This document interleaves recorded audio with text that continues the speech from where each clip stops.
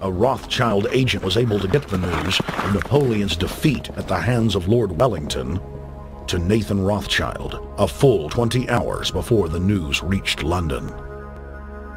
Nathan, the head of the British arm of the Rothschild family, put out the rumor to the London Stock Exchange that Napoleon had won the war.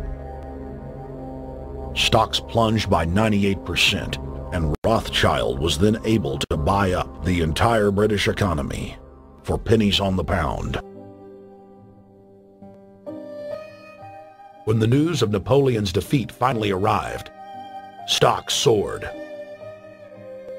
Britain was now the undisputed ruler of Europe, and Rothschild ruled England. The already dominant British Empire grew even more aggressive.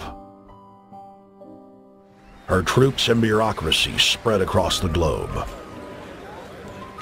The sun never set on Britannia's holdings. The banking cartel funded, in fact, since about 1800, they have funded both sides of almost every war. And of course, they're getting the interest off of the loans that they've given the various governments and the wars that they have actually helped stimulate and create. By 1900, Germany was a rising force and a leader of the Industrial Revolution. World War I, for instance, there was absolutely no reason to have World War I, except that it was an ideal opportunity for the banking cartel to make a pile of money by funding both sides of that particular war. On June 28, 1914, the heir to the Austrian-Hungarian throne, Archduke Franz Ferdinand, was assassinated while traveling in a motorcade.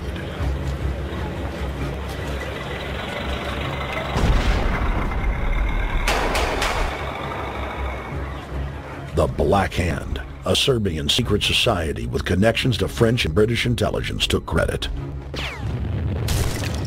World War I had begun.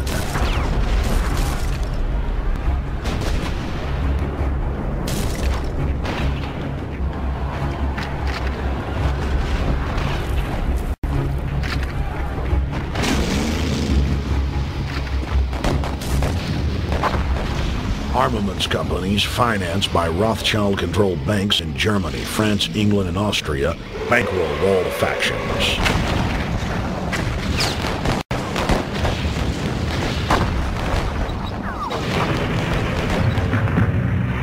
At least 20 million were killed in the war. It was a conflict so terrible the people vowed to never fight again. They dubbed it the war to end all wars. Question is, why did they want war? Well, first of all, is money and power. But secondly, they wanted to create the League of Nations. They had this in their plans all along, and as a consequence, once the war was over or about to be over, they began to formulate this idea of a League of Nations so this would never ever happen again. Hundreds of years of practice made the British experts at hiding their empire behind puppet governments and councils. In the name of stopping all future conflicts, they proposed that countries would join a League of Nations. Their true intention was for the League to serve as a framework for world government. President Woodrow Wilson, who had spearheaded the establishment of the private Federal Reserve System in the United States in 1913, strongly supported the establishment of the League of Nations. Woodrow Wilson was a very naive president. He was basically a college professor that was grafted into this whole system.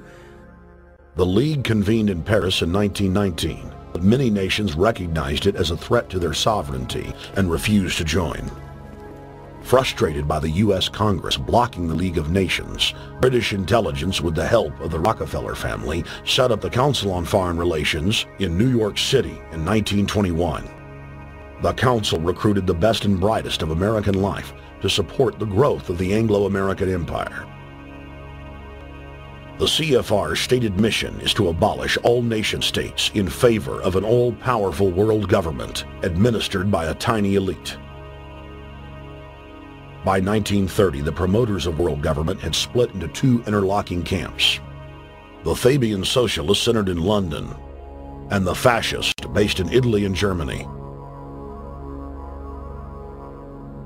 National Socialism will use its own revolution for establishing a new world order. Adolf Hitler. Supporters of the fascists in the United States and England believed that the military should be used to quickly transform the world into a new world order. All the more sophisticated practitioners of globalism stated that incrementalism was the sure path to world domination. Congressional Medal of Honor winner Major General Smedley Butler went public in 1934, exposing an attempt by the robber barons to launch a military overthrow of the United States. The war hero testified to the McCormick-Dickstein Committee in Congress that some of the most powerful men in America had tried to recruit him to lead a military coup so they could set up National Socialism in the United States.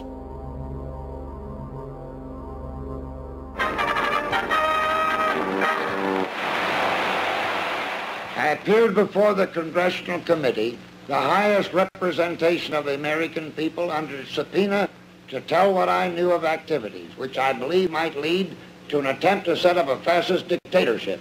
I was supposed to lead an organization of 500,000 men, which would be able to take over the functions of government. The fascists had also made deep inroads in England. Edward VIII, King of England, was forced to abdicate the throne because of his public support for Hitler. Fast det sitter bara nicht nur das negative Problem der Bekämpfung dieser Lehre und ihrer Organisation handelt, sondern die Durchführung der positiven Aufgabe der Gewinnung des deutschen Arbeiters für den nationalen Staat.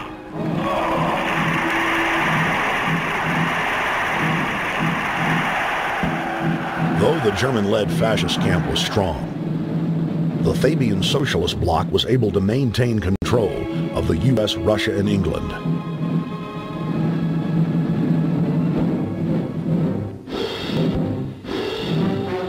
In the build-up to World War II, and during the conflict, the bankers again financed both sides, just as they had done with Napoleon.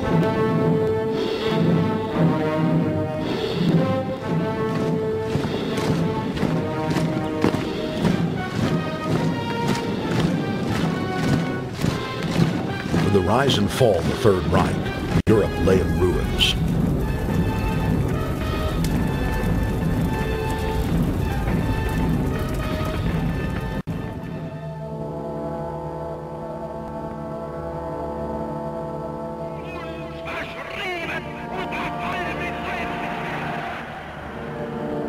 Once again, the elite claimed that only global governance could save humanity from certain destruction. And this time, the elite would succeed in setting up their world body.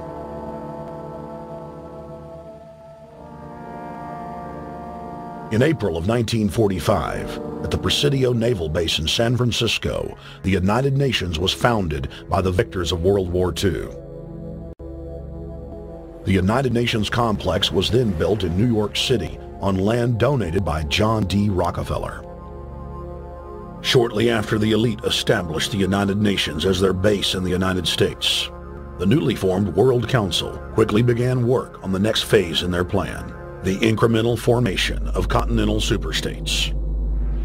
The first step in their trilateral plan was the creation of the European Union. Unifying Europe had been tried many times and was extremely unpopular. Where Napoleon and Hitler had failed to accomplish their goals using force, the globalists would succeed using stealth. The British spearheaded the formation of the Council of Europe on May 5, 1949.